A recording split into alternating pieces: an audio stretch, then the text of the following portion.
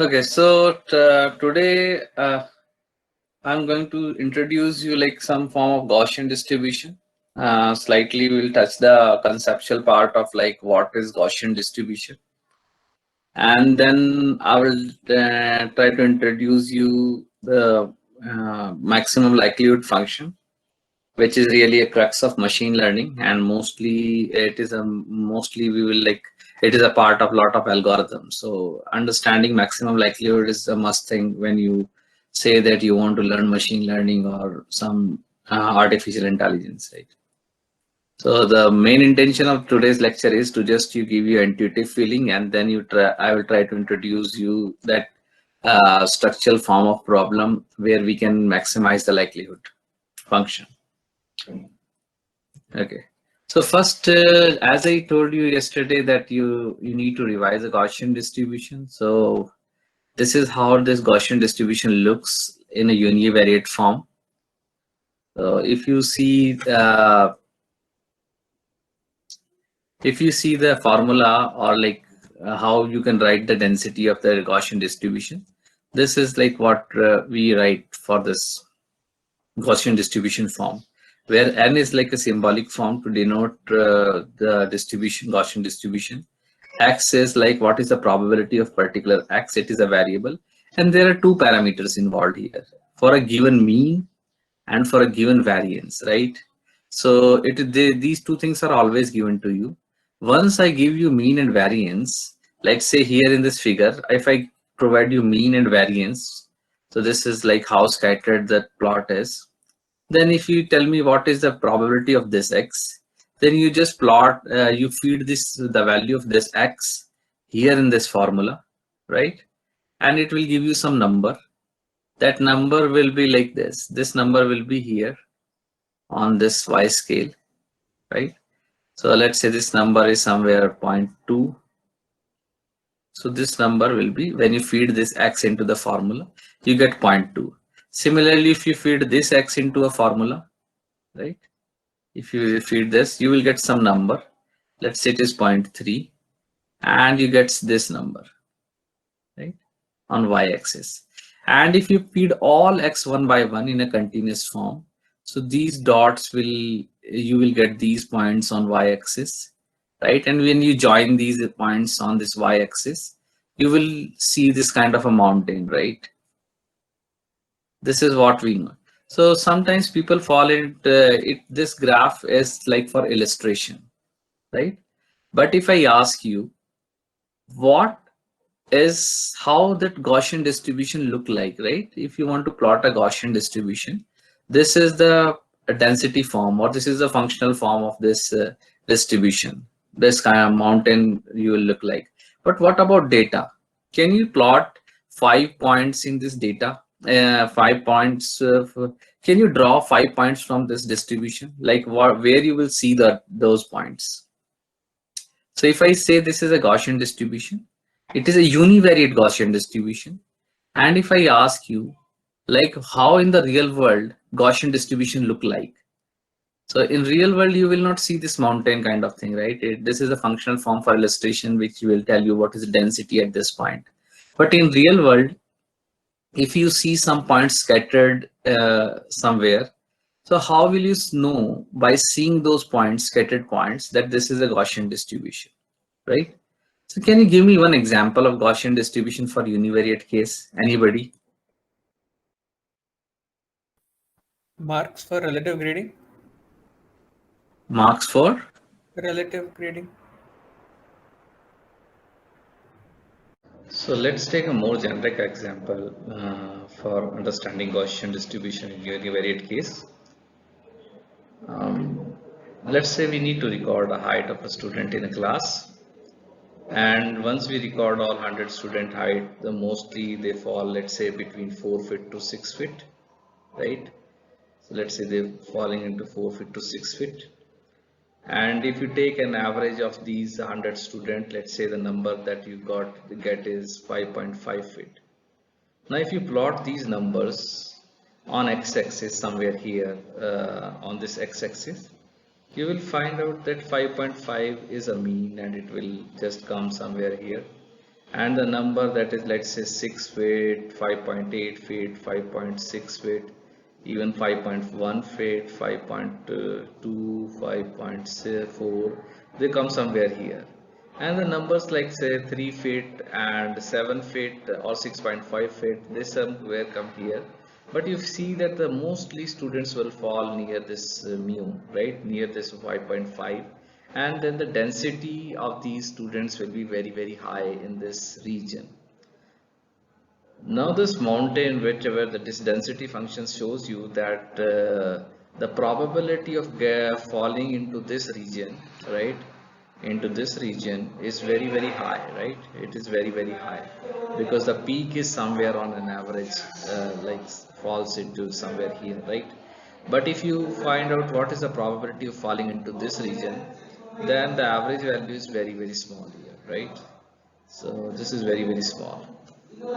If you want to see the data on this axis, so if you see the data on this axis, it will somewhere scattered like this. So near the mean, the chances or the points falling are pretty high, right? And away the mean, you see that there are few points with very 1 or 2 point, right? And you see that if you just see that the density is quite high in this region, which is reflected by this curve here, right? So even for multivariate distribution, let's say now you want to record a height and weight of a student. So let's say on this axis there is a height and on this axis there is a weight. So every student will have two attribute, height and weight. So every point will be a student here. And you plot, if you just plot all students, you will see that there is a cloud here. And once you marginalize on this axis, you will find that you will get a Gaussian distribution with respect to weight. And if you marginalize on this axis, you will get a Gaussian distribution with respect to height, right? So the good property of Gaussian distribution is that if you have a multivariate Gaussian, you take any subset, you marginalize it, the rest of the variables will form again a Gaussian distribution, right? And it is a very useful property we will be using in future. The other part that we need here is, like, we need to understand is independent variable joint probability. So there are two things. One is joint probability and what is joint probability of an independent variable, right? So let's say I am talking about joint probability of X and Y. If I apply chain rule, which you have understood, read so many times in this in your previous semester, you can expand this like P or probability of X and probability of Y given X, and it's a product of it. But if I say that these variables are independent, then this formula applies, right? Whether you just give me the information of X or not, the probability of Y will not get changed. So it is like you can write probability of Y given X is a probability of Y itself. So whether you give me any information of X or not, it doesn't matter. So if you plug this formula here in place of probability of Y given X, you just write probability of Y, and this probability of X is itself, which was here previously, you just write it down like this only. You see that it is a product of probability of Y and X, probability of X, which is a marginalized probability, right? So it is just a proper product of a marginalized probabilities. And in general, if you apply the same rule, so find out that probability of X, Y, Z, you apply a chain rule, you get this. But because all the variables are independent to each other, so you can write probability of Y given Z as probability of Y, because Z information of these doesn't matter. And similarly, probability of X given Y and Z is only probability of X only, right? So it also doesn't matter, right, whether you give information of Y and Z, because it is independent. And hence you see that you can write it into the product form, probability of X into probability of Y into probability of Z, right? And it should stand for all combinations of X, Y, Z, right? If X has two value, Y have two value, and Z have two values, right? So there could be 8 different combinations, and for all 8 combinations, this should hold, right? That is what it is. Now comes the main concept which I wanted to introduce you, is like maximum likelihood. And we say it is a maximum likelihood function, right? So it is a function. You know what is function? Function means that you have one variable X, and on On the other vertical axis you have a value of that function. Let's say it's a line. So then you say you give me the value of x and I will give you the value of y, right, which is fx here. And function can be defined by some parametric equation, y equals to mx plus c, right, mx plus c, where you know what is m and what is c, right. So this is a parametric form that can decide what is mx. So m is known and c is known. So in that case, the variable is x only. You give me the value you just tell me the value of x. I plug that value of x into this function or into this equation. I will get the value of y, which is nothing but fx, right? So you know that what is the definition of a function. If I say that likelihood function, likelihood is also a function, it means that here this the value of this likelihood function, we have a variable. The variable here are parameters, right? So what are the parameters here? Mu and sigma. Mu and sigma. Very nice. So there are two parameters involved here, right? So it means my parametric space is two dimension. So on one axis I say there is mean, and other I say that there is a variance, right? Now for every value or in this parametric space, what is for every value in this parametric space, what physically I can understand quickly? For every value in this parametric space, on one axis I have written mean, and on other axis I have written sigma. So for every point in this space, what you can physically understand by this point? What is the physical meaning in this world about this particular point in the parametric space? Quickly.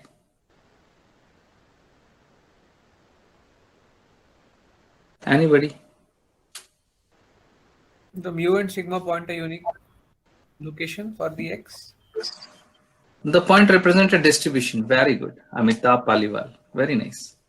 It's just a distribution, right? So every point is a distribution here. If I say this is a point, it means I'm saying that this is a particular value of that mean. Let's say 1, and the variance is, let's say, 2. So if I plot this point, physical meaning is this, that there is a Gaussian distribution for which the variance is 2 and mean is 1. So mean is 1. So this is 1 and variance is, let's say, here 2, right? For this particular point, I'm talking about one. This is a distribution. So second point is also distribution. So every point in this space in 2 dimension is a distribution, right? Now, if I say that here my I can tweak my mean and variance, right? I can tweak my mean and variance. For simplicity, let's say I can tweak my mean only, right? Variance is fixed. So if I tweak my mean, it means I am shifting this mountain for univariate. I'm shifting it from left to right or right to left. So if my mean was 0.1, then 0.2, then 0.3. So I'm just shifting this mountain, right, on this x-axis. So I'm tweaking this mountain and this parameter mean. So just for simplicity, I am just bringing down the dimensions of parameters. So rather than taking 2 dimensions together, mean and variance, I am just taking mean only, fixing the variance. That variance cannot be tweaked and it is 1 only, right? So I have just freeze the width of a mountain and I said that the width cannot be changed. I can change the mean only. It means when I change the mean, the location will be changed on x-axis, right? Now, can anybody tell me, given all these things, if the height of a class, I have taken only one student in a class and his height is 6 feet, I want to know what should be the value of mu so that the probability of seeing this student will be highest, maximized. So I can change the mountain from left to right and I can put it anywhere as far as I can tweak the parameter mu. So you give me a data, the data is 6 feet and I want to put my mountain such that the height of seeing the student will be highest or maximized. Where should I put the mountain? What should be the value of mean here in this case? 6. Very nice, very nice. It is 6. So it is 6, right? So because once I put my mountain over this, just 6, when I put my mean over this height, so the mountain will come like here because mean is having the height here. So mean will be 6. Now just to more generalize this question, if I have recorded two heights, right, in a class, so there are two students rather than having one student. So now once I say two students, the height of one student was 5 feet and the other student was 6 feet, right? So the one student height is 5 feet and the other student height is 6 feet. And still the rule is same that I can tweak only my mu, right? And variance was fixed. So once in effort of tweaking my mu, I want to maximize the probability of seeing these two students. So where should I put the mountain? Where, what what is that? 5.5. 5.5. Very nice. So I just I'm just showing you intuitively. I'm not telling you like how I'm deriving all these things. As you see that without any calculations, geometrically you can see like how to put your mountain. So if you put your mountain like this, then you will get two probabilities. So this is first, this is probability respect to 5 feet and this probability with respect to 6 feet, right? So let's say this is a probability P1 and this is a probability P2. Other than this, if you put a mountain somewhere here on this 6 feet, right?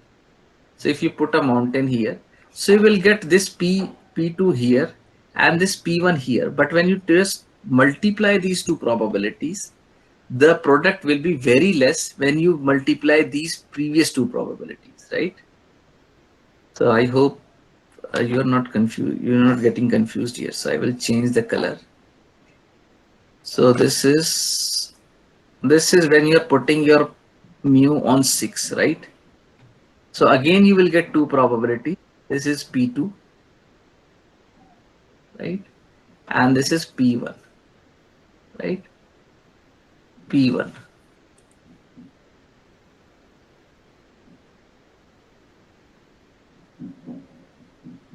So now one of the students came and told me that, sir, I feel that mean should be 5.5, right? Other student came and told me, no, sir, I feel that mean should be at 6. So I just agreed and not to, I don't want to disappoint any of the student and I want to tell them logically which is correct. So I told them just you record both the probability or densities of both students as per your mountain, right? So first student with a red curve, he just found out that for 5 feet, this is P1 and P2. And for this black mountain, when he's putting the mean over 6, this is again this black P1, P2, right? So because I then you need to come up with some formulation in your head to compare these two probabilities. Then when the moment I said that you have to compare these two things, then you have to bring this construct into a picture, which is known as independent variable. The moment I said that assume that these two students are independent with each other, it means seeing these two students together. Seeing these two students together on this scale, you take the probability of first student, you take the probability of second student and multiply them, right? It means you are saying that seeing the first and second student together, when mean is mu1, it means 5.5 hit, 5.5 hit, and the second student says the probability of a student seeing both students together when mean is mu2, right? It means it is 6 feet. And I said that assume that the probabilities are independent. So for first case, you are multiplying this red P1 and P2, right? So I just go to this graph only. So for first case, you are saying that what is the probability of seeing both students together when you see this red mountain? So you are saying that multiply this P1 and P2, assuming that both are independent. And when the second student says, okay, I feel that mean is 6. So I told them, okay, you also find out, assuming the independent, what is the probability of seeing both students. So you're multiplying both P1 and P2 as per this. When you get a product by Red Mountain and by Black Mountain, obviously the product for Red Mountain will be high, right? You understood this formulation of my, this what I'm trying to teach you. Have you understood this thing? Or should I go it again? Yes or no? Quickly.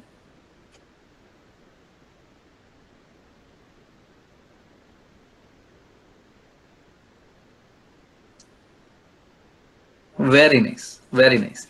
So if you understood this concept, then this machine learning is like a cakewalk for you now. Like half of the things you can visualize it, you can understand it, and it makes really a sense to you, lot of sense to you guys, right? So now these are the if the moment I will start increasing my points in a data set, rather than taking 2 students, I will take 3 students, 4 students, and 5 students, and for different values of mean. So you can always find out the product of these things. So here, just see very carefully. I am saying I want to plot a likelihood function. So I will ask a question and you need to answer me, right? So Pranjal Agarwal, right? So I'm saying that I want to construct a likelihood function. What is a variable here in likelihood function for this particular example? The height. Height, exactly. So height, no, I don't know. I want to formulate a distribution, right? I want to find out what is the parameter of a distribution. So what I have said that height, I have already assumed that height follows Gaussian distribution. This I had an assumption before only. So there is no ambiguity in it that height is not following any Gaussian distribution. Once I had an assumption that height is following a Gaussian distribution, then I need to find out which Gaussian distribution. So if I say which Gaussian distribution, then what are my variables here?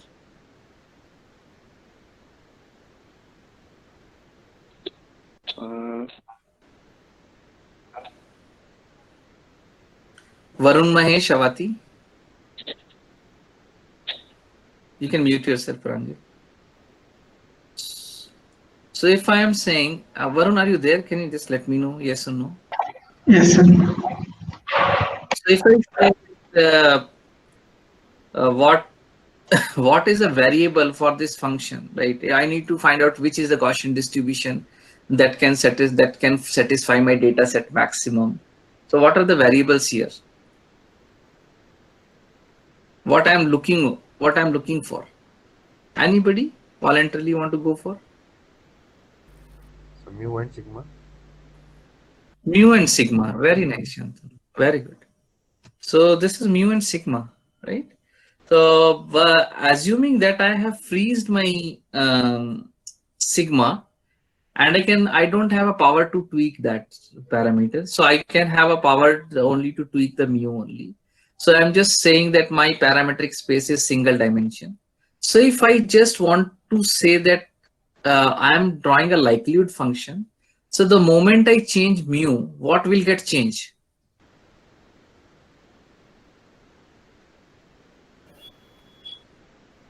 Position on x-axis.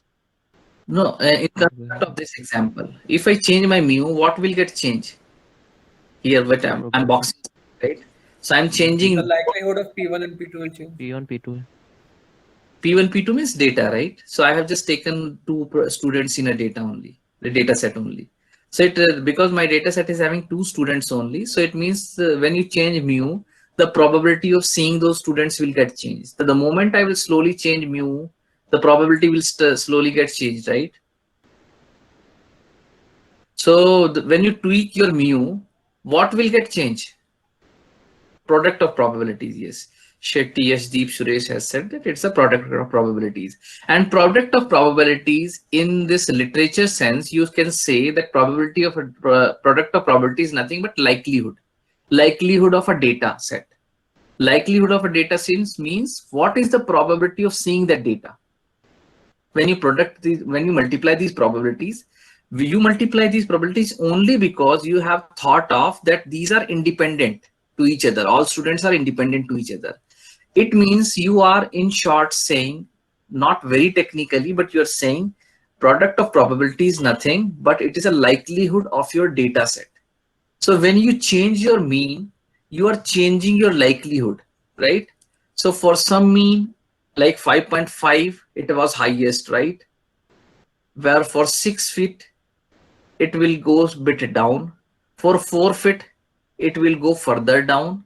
And for every point, for every mean, you will have a product of probabilities. And when you plot it, it will be kind of a function, right? It will be kind of a function. And on this x-axis, there is a mean. And what is on this axis, vertical axis?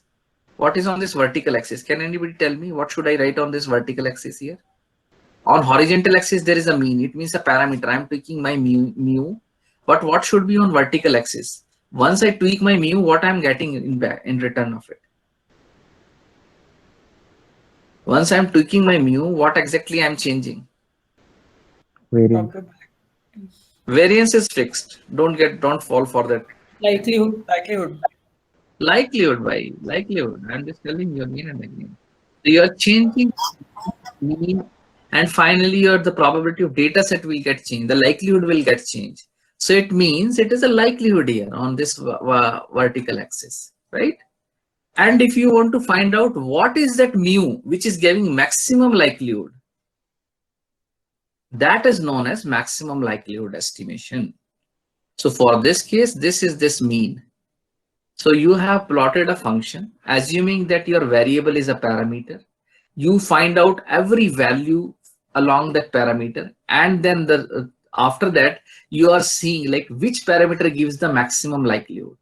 And once you got that value, then you say that this is my solution for maximum likelihood estimation. So then you write it mu ml. Mu ml, it means this is that mu which is satisfying my maximum likelihood estimation. Can you quickly write? Yeah, right now I have just said I don't have power to tweak my sigma, just to make you understand. So in that case, I can change my mu only. So that's why I'm just drawing it a single curve, right? But if I can tweak my mean and sigma, mu and sigma both, then it could be a surface, right? So just to make you understand and for simplicity, I have avoided to tweak sigma and said that the only power that you have is to tweak mu only.